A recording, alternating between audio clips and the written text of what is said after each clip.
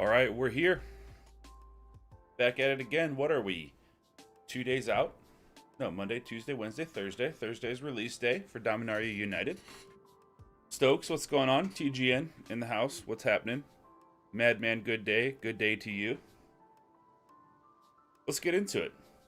Did a previous live stream of some Dominaria United spoilers, and it was actually pretty fun. It was a good, successful thing. And I went in it tonight, and I was like, I think I'm going to make another Dominaria United spoiler video. But I'm like, probably the easiest way is just to go live. Just start talking to people about it. So, here we are. We'll pick up where we left off. Hope you're having a great day. Great start to your week.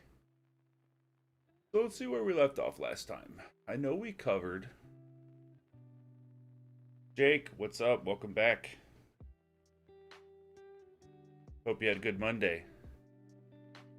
We covered Veteran, we covered Hexcatcher, Shadowrite Priest, Visionary, all these lords.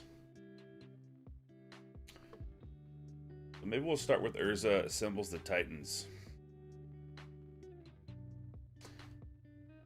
Yeah, we'll just get into it. Madman, if your Braids come into Historic Brawl with the amount of sack engines we got, could be. Braids is pretty powerful. I don't think it's going to be like crazy in the meta for standard, but it's a good card. So let's talk about Urza Assembles the Titans. Let some people filter in here. 2 white. 3 generic for Read Ahead Saga. Scry 4, then you may reveal the top card of your library. If a Planeswalker card is revealed this way, put it into your hand.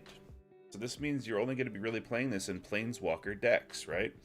Something like Esper Super Friends, where you have access to all these powerful Planeswalkers, but not Lolth, because Lolth's going to be going bye-bye, sadly. Which is one of the coolest Planeswalkers to be able to slam on Step 2 of the saga, which is you may put a Planeswalker card with mana value 6 or less from your hand onto the battlefield. We got past Drag to the bottom. Okay, I think they're in a different order this time. So I might repeat a little bit, but let me know if I'm repeating too much. So, 5 mana, grab a Planeswalker if it's the top of your deck, and then slam one, and then Chapter 3, activate the loyalty abilities of Planeswalkers you control twice this turn, rather than only once. The thing I think about this card is it seems win more to me. It seems good and constructed, but it also seems like if you're getting to turn Chapter 3 on this, you already have 2 or 3 Planeswalkers. I feel like you're going to win more. You're already winning. Stokes, you're going to try to drag to the bottom in a 3 or 4 color deck? Yeah. Just because having 1 Triome for drag to the bottom and casting it for 4 means -4/-4. Pretty great. Yeah, Urza's not doing it for you, TGN. Kind of feel the same way. If the format's super slow, I guess. But other than that, so let's talk about Phasing of Zhalfir. This card's crazy. 2 blue, 2 generic. It's a Read Ahead Saga. And chapters 1 and 2, another target non-land permanent phases out, and it can't phase in for as long as you control the Phasing of Zhalfir. So they phase back in when this thing hits the graveyard. And then chapter 3 on it, destroy all creatures. For each creature destroyed this way, its controller creates a 2/2 black Phyrexian creature token. So this is a board wipe in blue, but it replaces all the creatures with tokens. So yeah, that's typical if we have a board wipe in a color that we're not used to seeing it in. But I'm kind of thinking about this because you wouldn't want to wipe the board and then have a bunch of tokens, right? But at the same time, you could use this offensively too. So you can go cast this for 4, phase something out on their turn, phase another thing out, get rid of 2 blockers or 2 good creatures, and then you could get damage in that way. Or you could phase your best creatures out if you're not under a ton of pressure, and then wipe their whole board, leaving them with tokens, and then say you have big, 4/4/5/5s. So is this gonna make it in standard? Now that we see Doomscar leaving, all we really have is Depopulate in white. And we have Drag to the bottom now and Meat Hook and stuff. I don't know. I don't think it's really gonna be... It's gonna be like a niche play card. I don't see it being like crazy.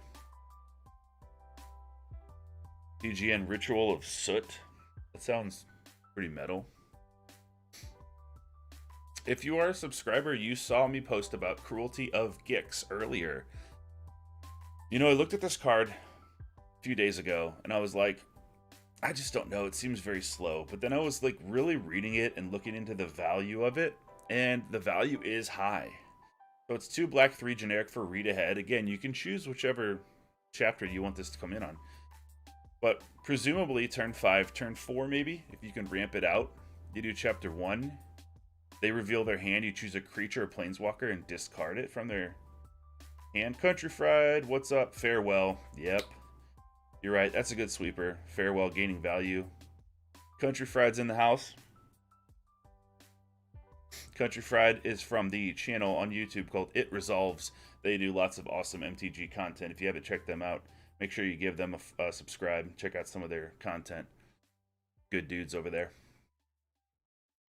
Cruelty of Gix. So you get to discard a creature or planeswalker from it. So this is optimal in a build, like some mid-range build that wants to slam like a Titan of Industry or some big thing. And then turn 2, you get to search your library for a card. Any card. Chapter 2. And put that card into your hand and then shuffle and you lose 3 life. So I think this is great as long as you're not getting hammered by aggro, because that 3 life could be a big deal. And then turn 3, you put a creature card from any graveyard onto the battlefield under your control. So it could be that thing that you made them discard on chapter 1. Could be whatever you got. If they don't have anything in their graveyard or yours, whatever you got on chapter 2, you could just slam it down. So this is a ton of value. If the format's a little bit slower, I think it could be a little bit slower because we're losing a lot of good aggro cards. This card really could be kind of nasty. Especially if you're under a lot of pressure, you could read ahead, skip the discard phase, and just search your library for a card and then put it in. Well, no, because you have to have it in the graveyard. But how excited is everybody? Yeah, I'm super excited. Been stale.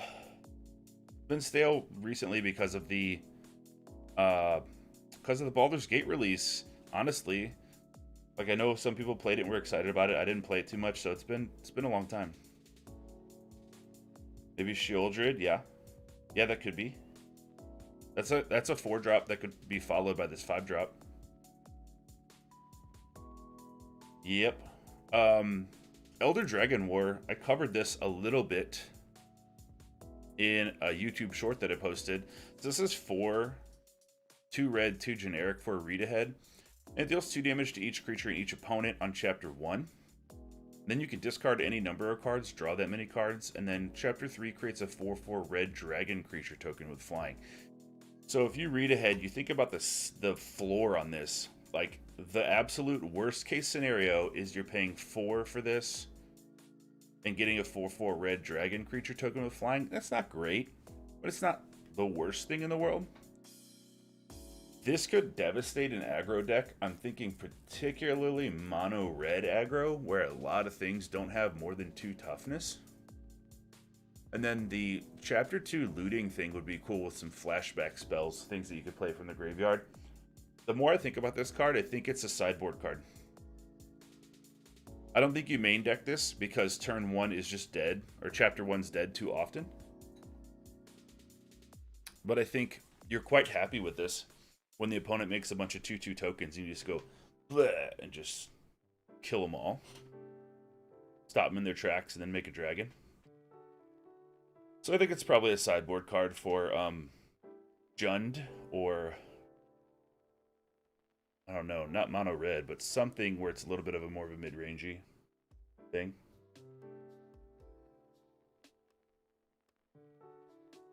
You love Baldur's Gate Limited? Yeah. I've heard it's pretty good. I just didn't want to get into it and take my focus away from Standard. But I'm so happy that we're going to be getting a new set. And rotation. So all those decks that we've been tired of for the past few months, gone. Mostly gone. So next we have Quirion Beastcaller. It's a 2-drop, 2/2. Oh, we covered this last time. I don't want to, if you were here in the last one, I don't want to bore you again, but basically this is like Pelt Collector's cousin. And it gets bigger every time you cast a creature spell, and then when it dies, you get to take all its counters and put them on other things.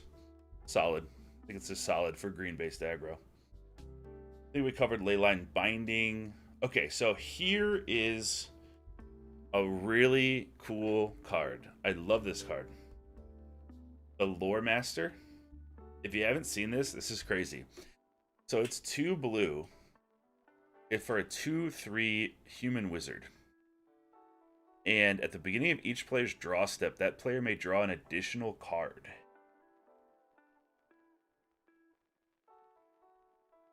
Stokes, yep, you got it. It is the Elder Dragon War with Ugin and Nicol Bolas. Loremaster, you can draw a different additional card. Each player can. If they do, spells they cast this turn cost 2 more to cast.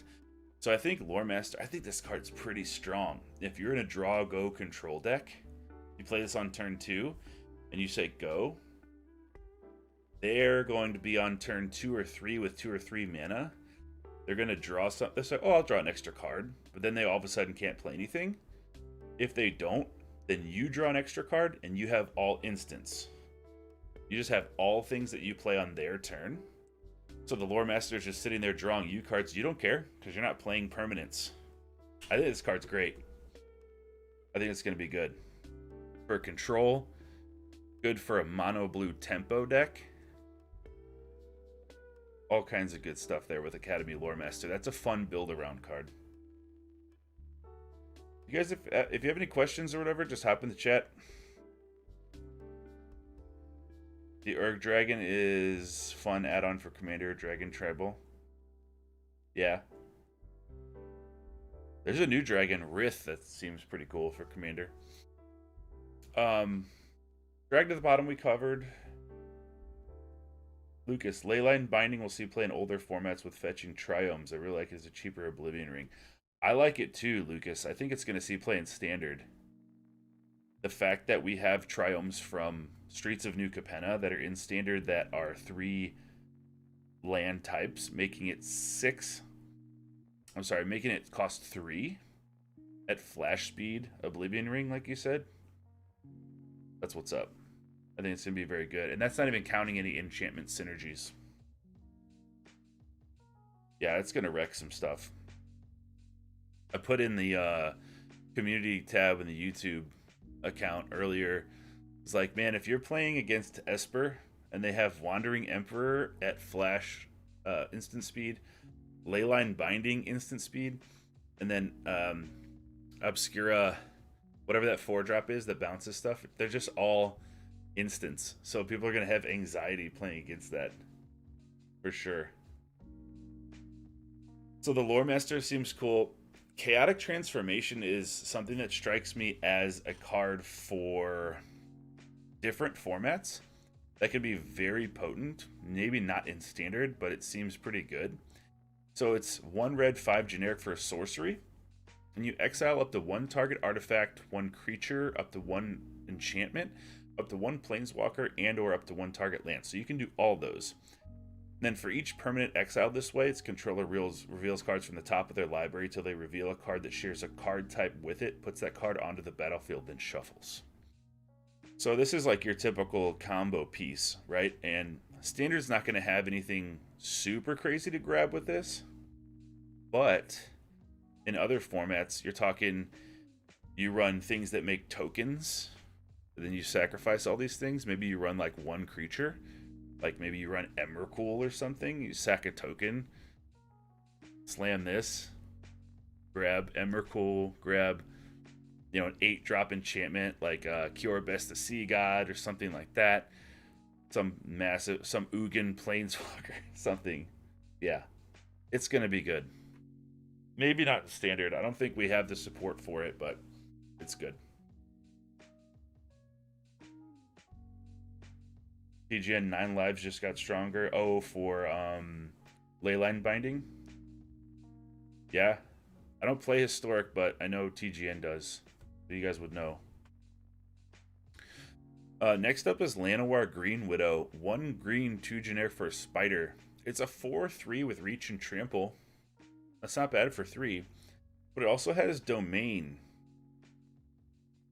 Wouldn't chaotic transformation be a little slow for those formats? It's at 6 mana. Yeah, you're right, it would. Probably. But I still think it might see some play. I can't speak with any authority on those formats, but it could be a little bit slow. Green Widow's a 4/3 reach trample for 3. Not bad. Die's a little bit easy. I wish it was a 4/4 or maybe a 3/4 even. I like having 4 toughness in this format just because so many things do 3 damage. Country Fried, you got to go check the rest of the catch the rest later. Stoke for rotation. Drop that like. Thanks, brother. I appreciate you. If you guys haven't checked out It Resolves, Country Fried live streams on that channel. They got good MTG content, and you can actually play against Country Fried if you want. They do direct challenges. Take care, brother. Always good to have you here. So the Green Widow also has domain for 1 green, 7 colorless. And you can return it from your graveyard to the battlefield tapped. And then it gains if this permanent would leave the battlefield, exile it instead of putting it anywhere. And that ability costs 1 less to activate for each basic land you control. So if you're in a deck with 4 basic lands, it could cost 4 to bring it back to the battlefield tapped, which is pretty good value. Comment Master 7. What do I miss? Not too much. Not much. We talked about Academy Loremaster, Phasing of Zalfir, Cruelty of Gix. Like 4 or 5 cards. Not too much. So Green Widow could be cool. I think it's a very good limited card. You play that on turn 3. And then all of a sudden on turn, 4, 5, 6 maybe even. You're bringing this back from your graveyard. Because you can afford to pay for the domain. Even if you're in 2 colors, it will cost 6. Which is not optimal. But, when limited games get grindy, you got to take what you can get. Let's talk about Danitha Benalia's Hope.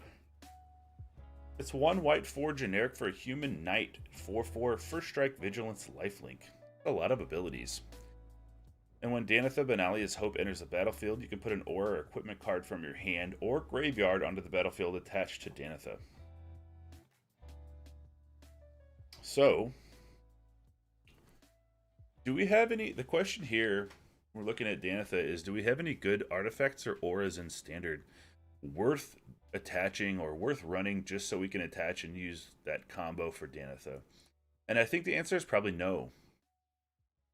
A year and a half ago, when we had Embercleave, giving Danitha Trample and Double Strike as well, that could be a potent combo. Could be a potent combo in Historic. I know it's a little expensive for that format, I think. But having a 5-drop first strike vigilance lifelink is not too bad. We have that in Streets of New Capenna. We had the Naya Elf. That was a 4/4 haste lifelink trample. That saw some play, but I think this is just a little bit too slow and a little bit too much of an investment. You play this for 5 mana on turn 5, it just gets immediately killed. That feels really bad.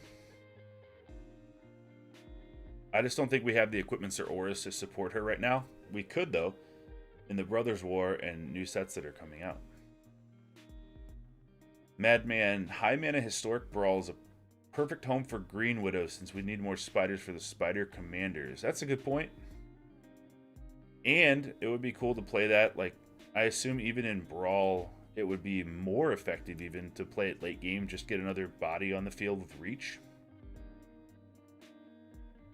Dark Matter, regarding Danitha, is it easy to dump auras equips into the grave though? There was something like a 10 mana aura that you could easily discard, then it would be a good way to cheat it out. For sure. But not in Standard. I have heard some talk about the big hammer that costs like 8 to equip or something. It's like Colossal Hammer or something like that. That would be pretty cool. But I just don't think we have anything to support her in Standard right now. Lucas says, Danitha is a plant for Brothers War. There's a few of those creatures with artifact synergy. Yeah, I agree. So if we see some really big artifacts, Danitha could pull like a Winota on us. and just become good all of a sudden. Like a new set releases and then just like bam, Danitha is like at the top of the meta. Especially if that equipment pays you off somehow by having like a big ward on it or hexproof or something like that to protect your investment in Danitha. I think that would be very, very strong. Unfortunately, we just don't have that. Most of our auras and equipments and stuff right now are like cost like 2 or 3. It's just not what it's whatever. So this next card, Hobo, what's going on, my friend? Glad you can make it.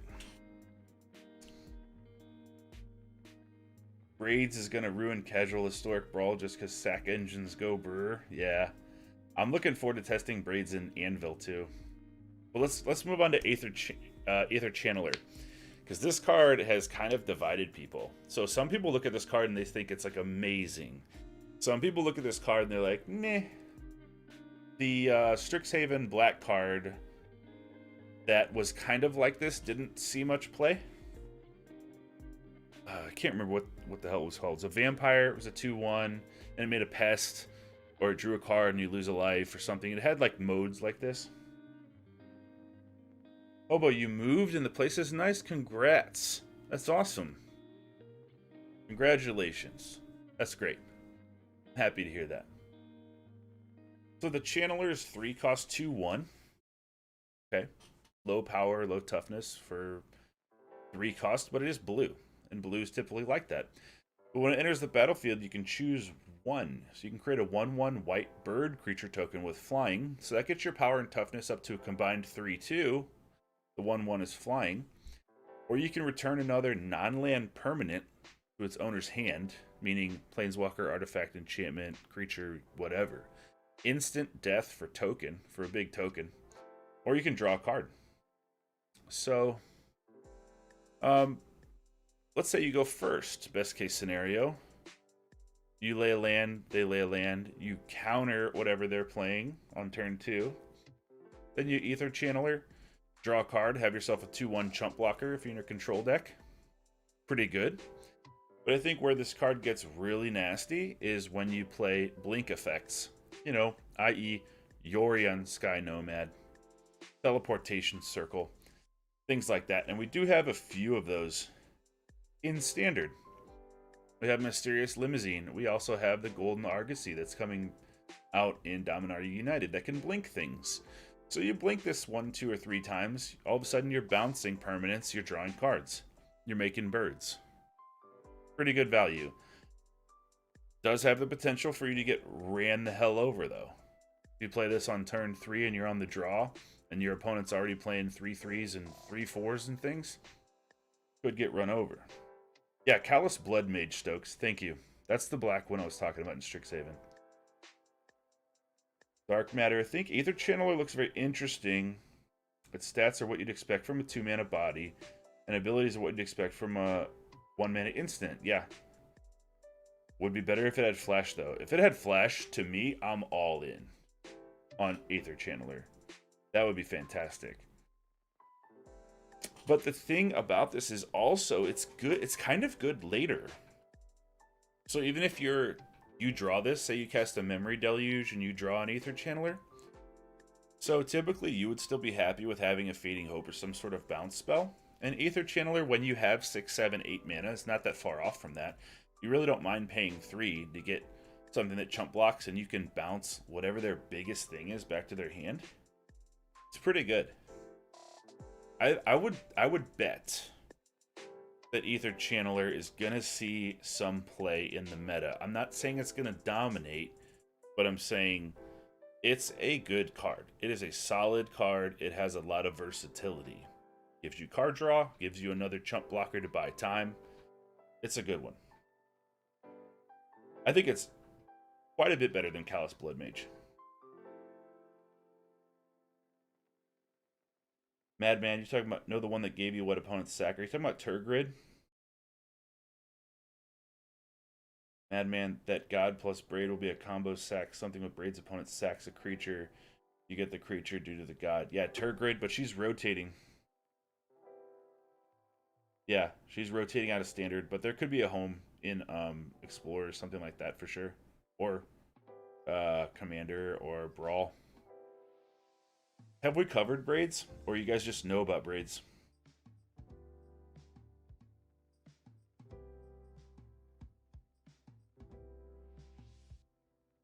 Sorry. So braids, let's cover braids. I don't think we have yet. 2 black, 1 generic for 3/3. Pretty good power and toughness for a 3-drop black creature. And it doesn't make you lose a life or anything like that. Like, typically, you know, if this was green, it'd be like a 4/3 or something like that, so it's not too far off. It's a legendary creature, Nightmare. At the beginning of your end step, you may sacrifice an artifact, creature, enchantment, land, or planeswalker. And if you do, each opponent may sacrifice a permanent that shares a card type with it. And for each opponent who doesn't, that player loses 2 life and you draw a card. This card is interesting because it seems... I think there's kind of a... there's a caveat here that I think some people might be missing, and I think I missed when I first saw it. I'm like, well, I would love to sacrifice a thing, and then if they don't do it, they lose 2 life, and then I draw a card.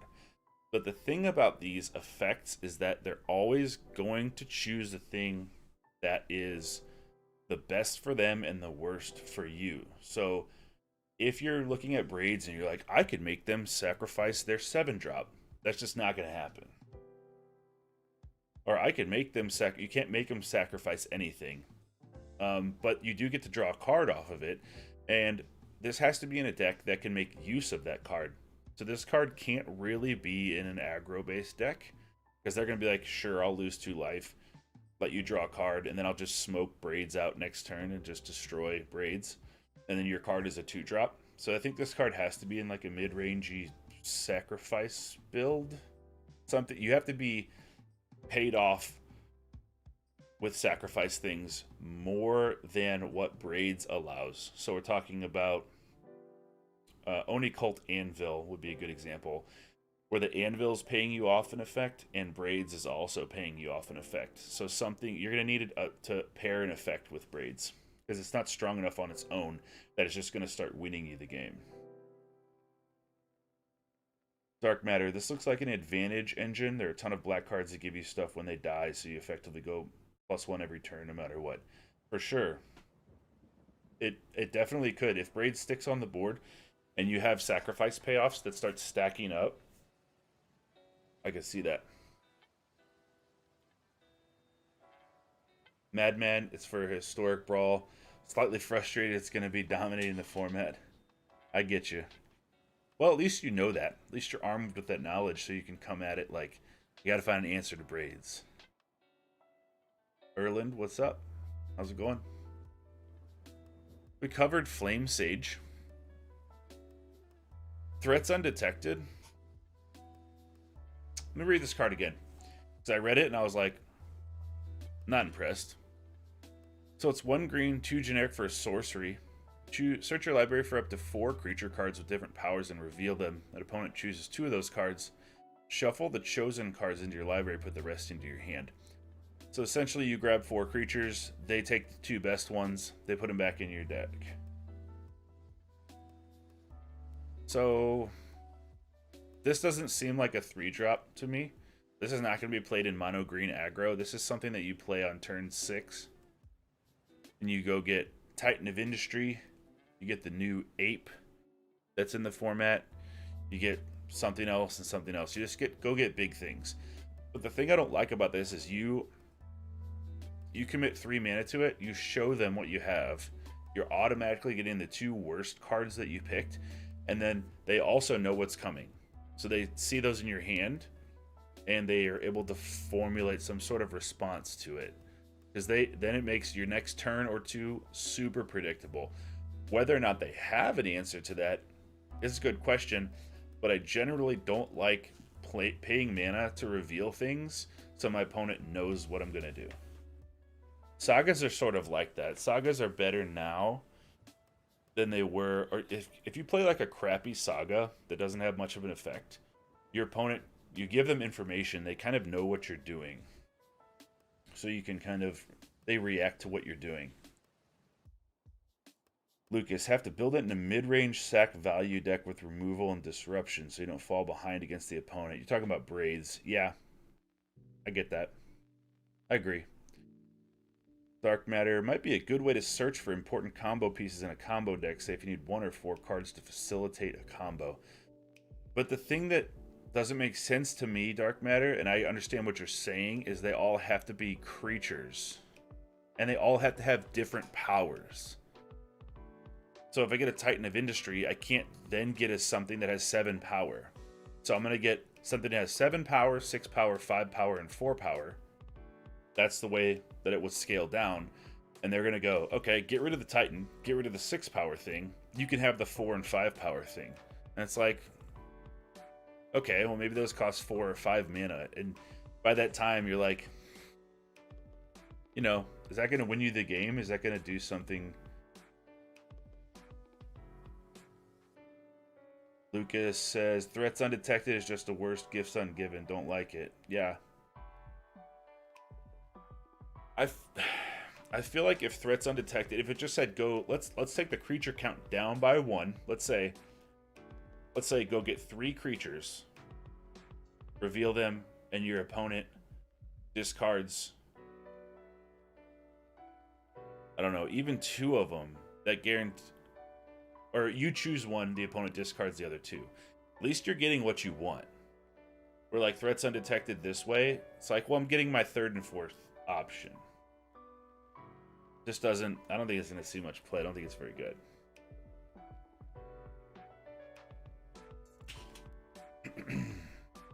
I could be wrong. You know, that's the thing about these videos and doing the streams is like, we haven't seen the meta yet. So, Dark Matter, you're seeing that card from a more Yu-Gi-Oh perspective, or most meta decks would kill to have something like that card. Yeah. And I could also see if it got any cards. So you could grab a big creature, you could grab a big saga, you could grab a big instant spell or something. Fine. Let's move along to Anointed Peacekeeper. If you watched my rating video for white rares in the set, you know that I like this card. This card's good. Got elite spellbinder vibes, even though it's worse in some ways and better in some other ways. So it's 1 white, 2 generic for a 3/3 vigilance. When it enters the battlefield, you look at the opponent's hand and then choose any card name. The spells your opponents cast with the chosen name cost 2 generic mana more to cast. And activated abilities of sources with the chosen name cost 2 more to activate unless they're mana abilities. So this does something that Elite Spellbinder couldn't do, but I'll go over the downside in a second.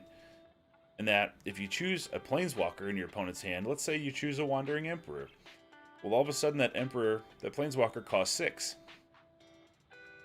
Then, when they put the Emperor down, all the loyalty abilities, if they want to do a -2 or +1 or whatever, cost them mana now, which is actually killer. Making their Planeswalker cost 2 mana to activate any ability is killer. So, but here's the downside. It has to stay on the field. So Elite Spellbinder could come down on turn 3, exile something from their hand, permanently tax it by 2, making them cast 2 more, where Anointed Peacekeeper has to stay on the field. So you could tax their thing, and then they just go, Strangle. It's dead. So there's a trade-off. It functions more of like a more robust Thalia in ways that it has to stay. But you can also choose any card. Doesn't have to be a card in their hand. So if you're afraid of something else coming out in their library, so you're playing best of 3 and you're on game 2 and you're like, they cannot hit this one card, you can choose that even if it's not in their hand and it costs 2. Lucas, I like taxing effects that have a high skill ceiling based on knowing the meta. So do I. I do too. That reward you for knowing the meta a little bit more and choosing, like with Anointed Peacekeeper, if they have a certain win con, you're just like, well, I'm taxing that. That's fine. Madman will say a certain Praetor in black is getting 2-piece Historic Brawl win combo with a certain target player draws half their deck, lose half their life. I think you're talking about Peering into the Abyss. Didn't want to spoil it. But yeah, that seems powerful. Hobo, it can lock down some decks just paying that extra because the extra cost. Yeah, it can for sure. And if you're able to bounce this thing, you can choose different things too. So it's possible to double tax him if you can blink it, rather. Blink it back in, choose something else. But that's kind of a very narrow thing that would happen. Let's move on to Silver Scrutiny. 2 blue and X. It's a sorcery. You may cast Silver Scrutiny as though it had flash if X is 3 or less, and you can draw X cards. So you can make it an instant if you pay a total of 5 or less to draw 3 cards. So the main card draw spell that we have that's going to compete with this is Memory Deluge. And that card's very strong. Not only because it costs 4, it allows you to look at 4 cards if you pay that much mana and keep 2 of them, so it's only 1 less than this at 5. But it has flashback for, I believe, 7, maybe 8, where this doesn't have that. So if you pay 4 for this, you're drawing 2 cards without scrying. I know there's some people that are high on this. I know that I've seen some set reviews where people really like this card, and the more I look at it, I'm skeptical that you don't just run Deluge in its place. I think Deluge is a higher quality to the point where I think whenever you have 4 card draw spells that you want, you just run 4 Deluges. Now, this is better, arguably, if you're on turn 8 and you don't have anything to do, you can just draw 6 cards. That's a ton. But that feels win more to me too, because you should probably be able to get it done with the 2 or 3 cards. So I'm skeptical about this card. It's good, but I think Deluge maintains that spot.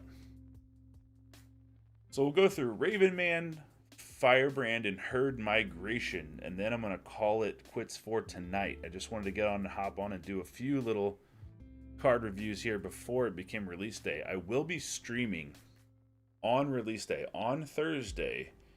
I'm not sure when they're going to release the set, if it's 10 a.m. or noon or whatever it is. So as soon as it's up, I'm going to launch a stream, start brewing some decks, opening some packs, getting into Dominaria United. So if you want to join me, feel free to subscribe, and then you'll get notifications for that. And then there we're gonna see a lot of new decks. I'm prepped. I'm ready to go. I've been looking at these spoilers for a week or more. So I've got 3 or 4 decks in mind. Lucas, it's a flexible divination. Most decks would likely want the card selection of Deluge over quantity. You said, yeah. It is flexible. It's a better divination, yeah, but it costs 4 to draw 2 cards. It's a good card. I just don't think, if we didn't have Deluge, I think it would be fine. But we do. So let's go to Ravenman. 1 black, 1 generic. Legendary creature. This is the guy that's been talking to Liliana, guiding her where to go, what to do. And we know now, spoiler alert, but if you click this video, you know spoilers are happening. Lore spoiler, this is Lim Dol. His identity has been revealed. He's a necromancer from back in the day. He is a 2/1. At the beginning of each end step, if a player discarded a card this turn, create a 1/1 black bird creature token with flying, and this creature can't block. He also has a mana sink ability here for 1 black, 3 generic, and tap him, and each opponent discards a card, activate only as a sorcery. So I was reviewing this card, looking at a card on a different stream. And I was like, I don't think we've had a discard deck that's been very powerful in Standard, and I don't think that's going to change.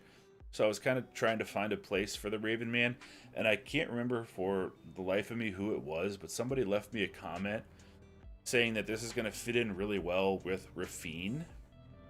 Having this out on turn 2, playing Rafine and attacking and conniving, discarding cards, making birds, to then attack again and connive with the birds, and just generating all these attackers. And I found myself thinking that was a pretty potent line. So Raven Man, I think we'll see some play, but he's gonna see more. He's gonna be in aggressive decks because the birds can't block. They can't be chump blockers for you. So he's a turn 2 when you have Rafine on turn 3, and then later it's nice that he has this mana sink that just makes people discard cards. It's pretty cool. Hobo, you're cracking about 50 packs? Yeah, me too. I didn't buy anything from Baldur's Gate, really. Just kind of passed it up and just saved everything for Dominaria. That's going to happen Thursday. Excited. Madman, you too? Sounds good.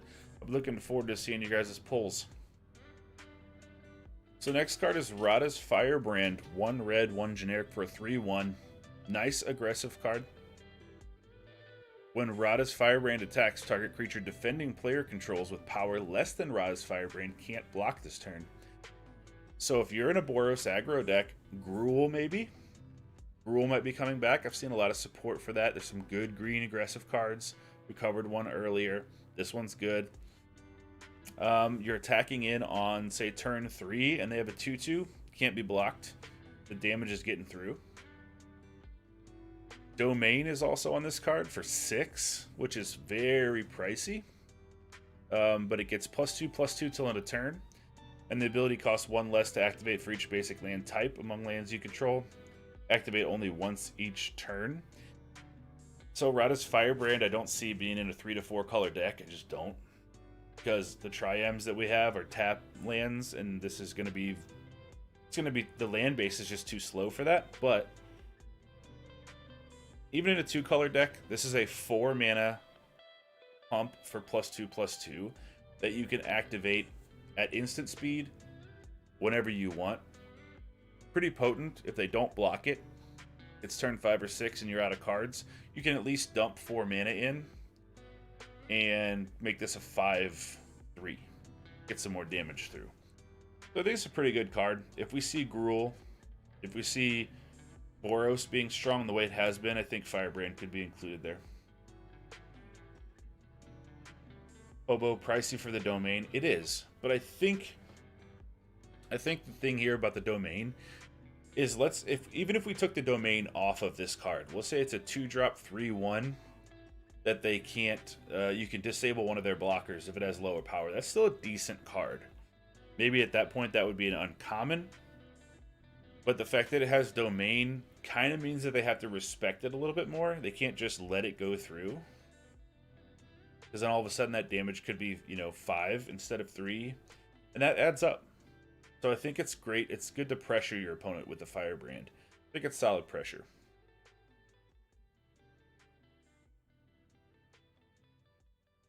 Comment Master, off-topic artwork for Shivan Devastator.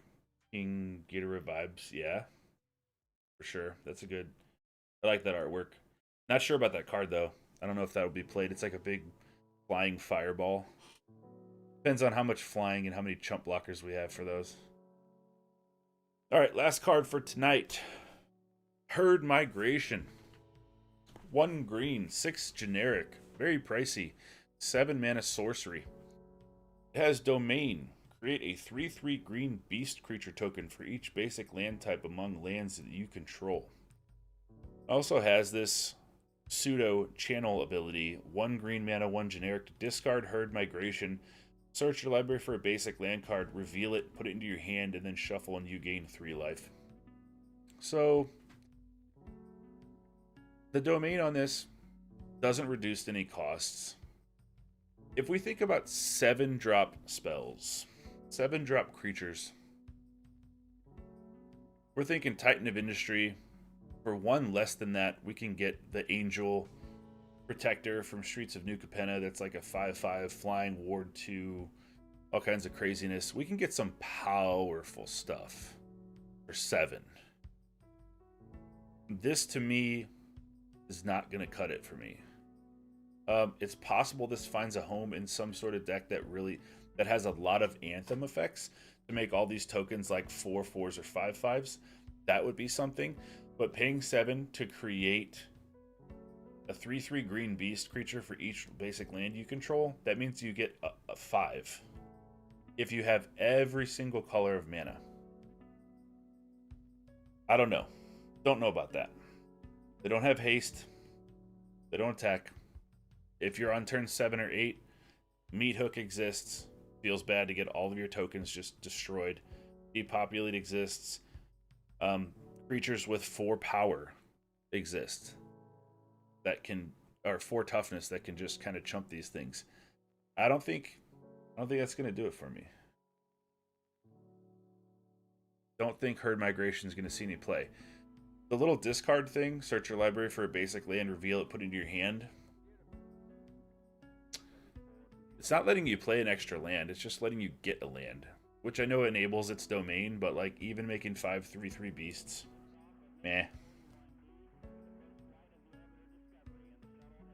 Hobo, you're going mono, black, 2 mono, green, and green, white. Are those the 3 decks that you're making?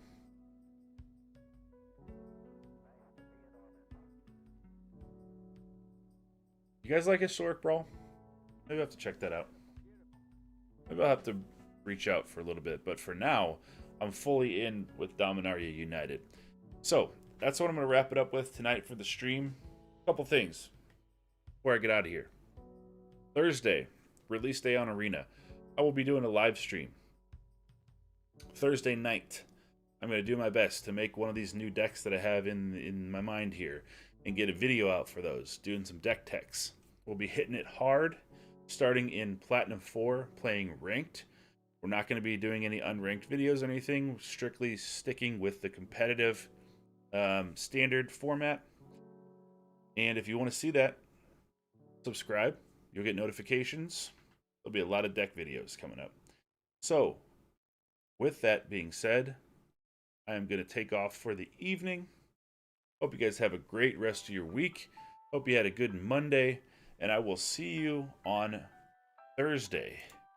Don't know what time yet, but if you subscribe, I'll update you on the community tab on YouTube. Best of luck in the arena on Thursday. If I play you, best of luck to you.